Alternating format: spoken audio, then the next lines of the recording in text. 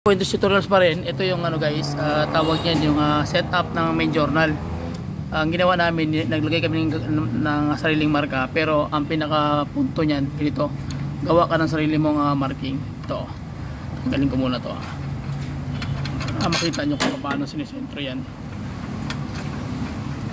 Ang nakaisip nito ang ating bigating mechanic, si Brad Ping. Ayan. Pogi. Ito. Di ba, naka ano na yan, naka top na yan, limbawa, para hindi kayo malito, ang gagawin nyo, gawa kayo ng tools. Ayan, so dito nyo itutuhog yan sa gitna, dito. Okay, tapos ito, ang gagawin nyo, isisentro nyo rito. Dito nyo isisentro, tingnan nyo isisentro yan, ayan o, magiging para siyang angle. Ayan o, tatama siya dito sa may pinakagitna na yan. Ganyan mo ito, Brad. Ayan o, tingnan nyo maigi ayan o, sentro, di ba? So dito yung tatama kasi wala tayong tools na ginamit na pangano dito eh. So ito yung pinaka technique. Ayan o.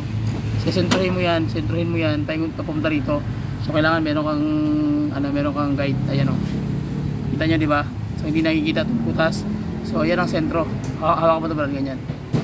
Hindi, yung kamay mo, kamay mo. Ayan. Hindi yung kamay mo.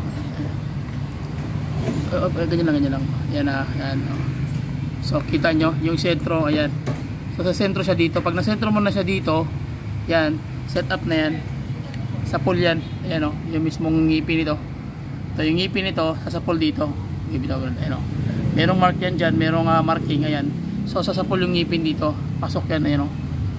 Dito. So ibig sabihin, yan ang setup niya. Okay? So yun yung mga basic pointers guys. So tandaan nyo mabuti yan din. Mahirap pag timing ng Ford at hindi rin kayo gano'ng marunong.